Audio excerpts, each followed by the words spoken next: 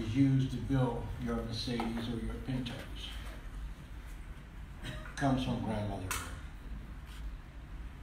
And we, as human beings, we've been so disrespectful and dishonorable when it comes to taking care of our mother, the earth. Climate change, as you know, but as so many people don't know, is the one thing that is going to kill us all if we don't change it. We cannot allow or rely on politicians. We can't rely on the priest in the church or the preacher in the church to take care of this. This is up to each and every one of us to do what we can do and far exceed what we think we can do. Tomorrow I will be on a plane to Arizona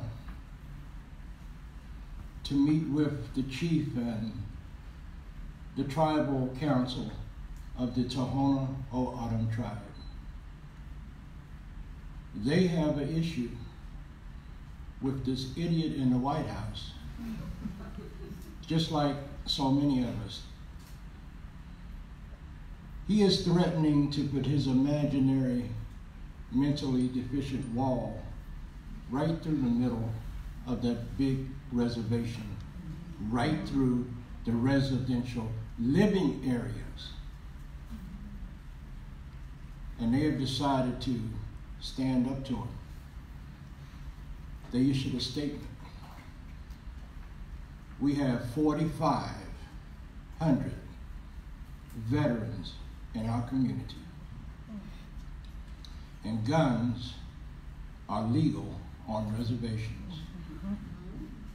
So you send your people down there. We may not win, but you better have been wise enough to send a very huge amount of body bags with them. I will be going to also the Apaches in their fight to protect Oak Flats. Donald Trump and his co-conspirators are wanting to run a pipeline through their lands. Ain't gonna happen. The Comanches, Bears Ears, they're saying you will not violate our sacred burial grounds. You will not run a pipeline through the graves of our ancestors just because you want to make a dollar. So what does that say to us living out here on the East Coast? Hats off to Maryland for saying you ain't doing it. But more people need to stand up and protest and go to these city councilmen's offices. Go to your state representatives' offices.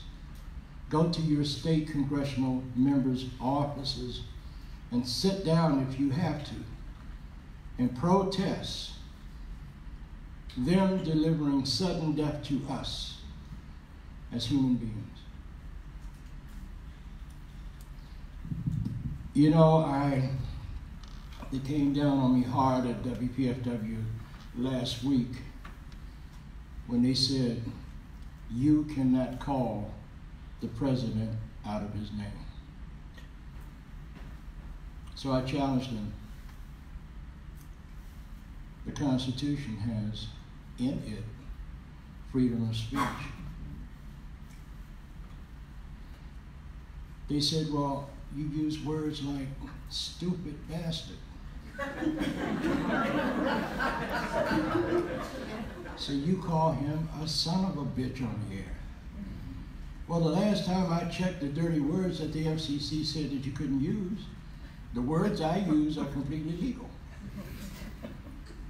And true. Absolutely. I'll be honest with you. You know, I'm a respectful person, but when you get on the bad side of me, you got a problem. Donald Trump is the dumbest son of a bitch God ever put behind two shoes. And when he got in office, he made George W. Bush look like a Rhodes Scholar.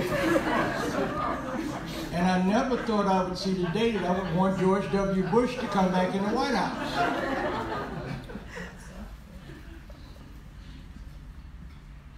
But Nightwolf, you're an Indian. You come from a spiritual people. Yes, I do. Everything started with spirit.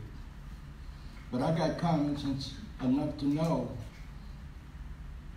that you can't urinate on me and tell me it's raining. And that's what this government has been doing to all of us. It's not about the color of your skin. It's not about the color of your eyes. It's not about the texture of your hair. It's not about the clothes you wear. It's not about who you worship and call your God. My grandfather used to tell us all the time, what it's really about is how you treat my heart. Your color don't mean a thing. Because after you die, we all going to lose that anyway. People, we need to get behind our young people and educate them to the true reality of what life is all about. We are all dependent upon each other for the next breath of air, for the next morsel to nourish us. We have to take care of each other. And as long as people are running around looking at their differences in skin and color and political views, please, this is about survival. This is about what we will leave our next 7 generations. If you're not concerned about your grandchildren and your great-grandchildren and their grandchildren, then you need to go somewhere else. It's all about who will follow us. We believe as Native people that we are obligated to leave behind something better that we inherited from our parents.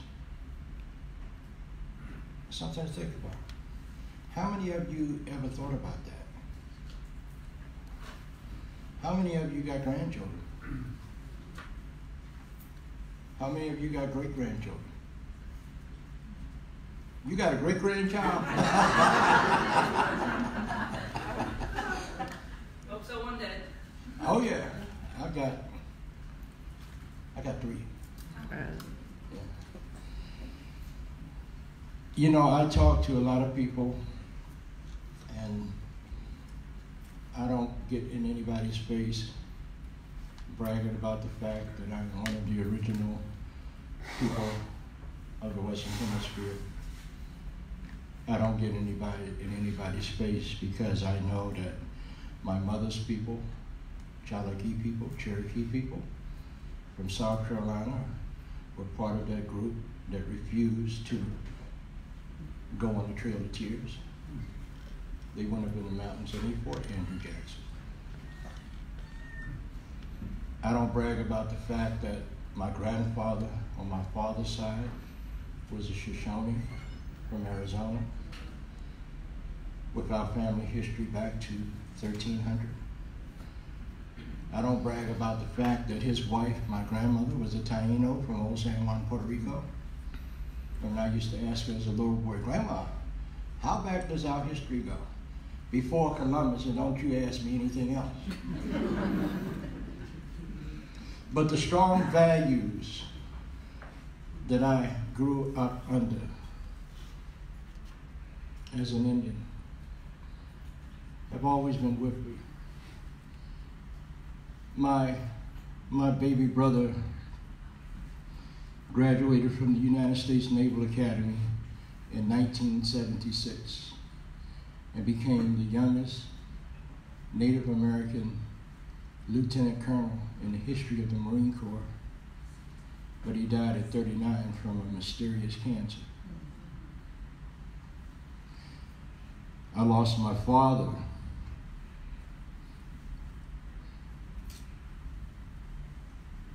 the day my brother turned 21 from all kinds of crazy stuff, heart failure, strokes,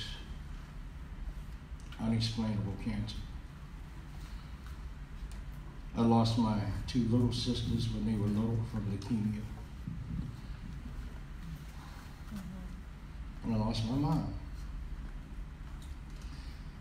But when my brother had to walk on to spirit world, I couldn't understand that. I couldn't wrap my head around that. Here he was, 39 years old, 6'4", 240 pounds solid, a lean green Marine, to all of a sudden come down with cancer of the kidney. And then I did some checking into it. His last duty station was in Okinawa. And that was where the fallout from the Russian reactor settled Chernobyl on the Japanese islands. Then I checked some more, and I found that they had an unusual high amount of people coming back, serving in the Navy and the Marine Corps with all of these strange illnesses and cancers. So I put two and two together. And I said, my brother didn't have to die. If we had not allowed each other in the world community to use radioactivity for a resource of energy. You know, we talk about global warming, climate change, and all of that. But let's just use some common sense about it. Do we really need to cut down trees and burn wood to keep our houses warm in the wintertime? Do we really need to continue to bleed our grandmother to earth for this petroleum to run our cars? Do we really need to bleed her of natural gas for our own personal usage? No, we don't. Solar energy, wind energy. 3 years ago, I visited Pipestone, Minnesota. And coming out of my Pipestone, Minnesota, headed towards South Dakota, the whole place had windmills. And that whole city is on wind energy. We just need to have a little more common sense about how we're going to survive together as human beings and brothers and sisters. I'm acutely after these major corporations that only look at their bottom line. But if your bottom line means a nice fat bank account in comparison to hundreds of thousands of people dying as a result of your negligence and your ignorance, then we need to take them down. And we need to, all of us in here that are registered voters, raise your hand. Oh, me too. But just as we're so proud to raise our hands and participate in this political situation in this country, every hand has 5 fingers on it. We need to go out and get 5 of our friends and relatives and families, even if you have to snatch them up and take them and tell them to register, and if they don't register, choke them.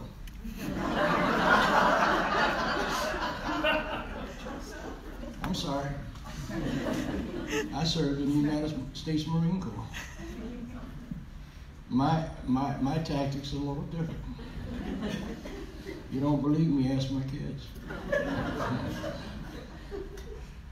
But for every 5 people that you take and get registered to vote and get them to take 5 people. Just think of what it's going to look like when it's time to vote. Not only register, but stay on them. You have an obligation, you have a responsibility to you, your family, and everyone else in this world, especially in the United States, to go out and vote. And vote this damn fool out of office. Because if we continue down this road, I don't know. If we allow him to continue to do all of the stupid stuff that he does, we're all in trouble. Our children are in trouble. Our grandchildren are in trouble.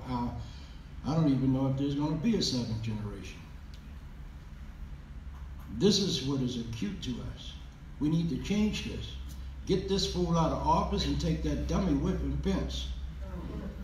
Because he's worse. We don't need to continue to blame Donald Trump for everything. Anybody seen The Wizard of Oz? It wasn't the Wizard of Oz that caused all those problems. It was the man behind the curtain. And we need to go after those that are behind the curtain, that are pushing the buttons and making this idiot do what he does. I mean, you don't need any help to be an idiot. But I just thank you all for inviting me today. I'm sorry I'm late. Climate change had all that to do with it. And if there's anything that I can do, and Andrea knows me, a few other people here know me, anything I can do, I'll leave the few cards I got in my pocket. And I would love to have this organization on my radio broadcast when I get back. So I need you to get me 4 of your people. Get in touch with me in a week, and let's make it happen. We need to have this as a continuous conversation.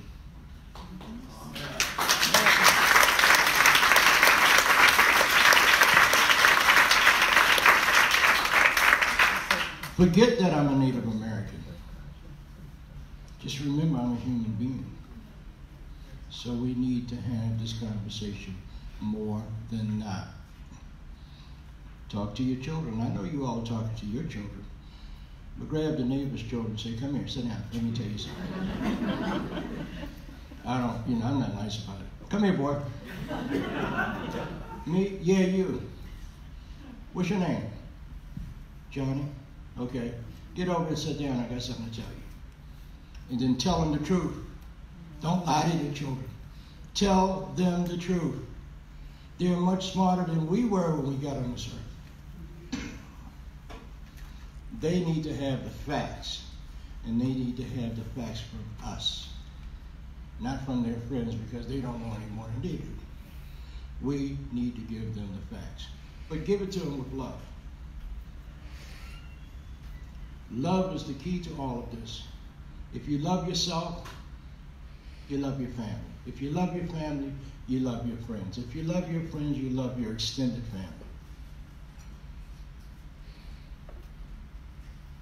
I have a sweat lodge on my property that was sent to me by Chief Arvo Looking Horse and the medicine man Leonard Crow Dog.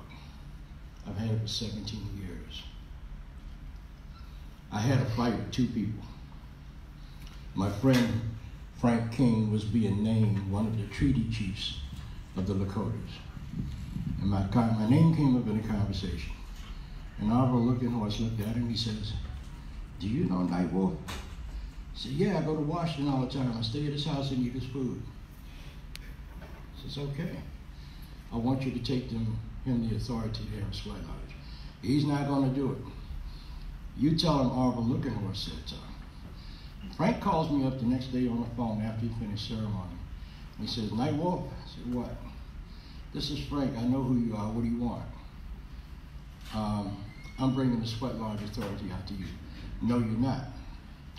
Well, Arvo Looking Horse told me to do it. I said, you know what? Now that you become a chief, you're going to lie on He said, no. He said, he told me to tell you to do it. I said, right, Frank, I'm not going to be a sweat lodge keeper. With all the other stuff that I'm doing, I ain't got time for it. The next morning, Nightwolf. Yes. It's Frank. I know who you are. What do you want? It's cold out here, man. Open the door. You got some money? So I opened the door. He was standing there shivering. Arvo sent me out here and told me to bring the authority to you. I said, you're lying, Arvo.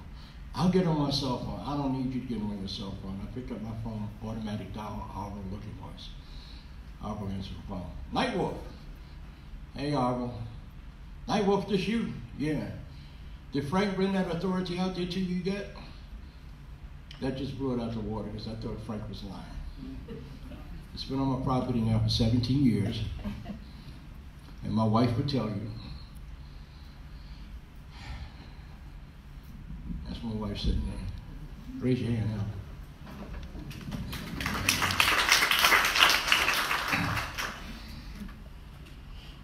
When I first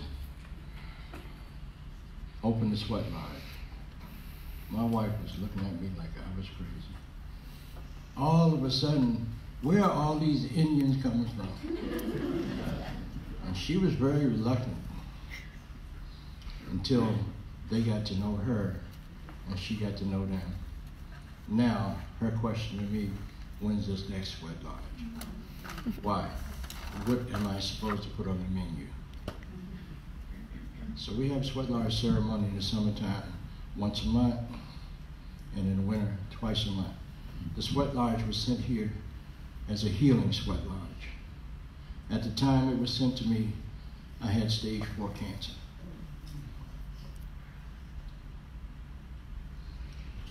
And I'm here to tell you that I have beat cancer 4 times without the use of drugs and chemicals and AMA medicine.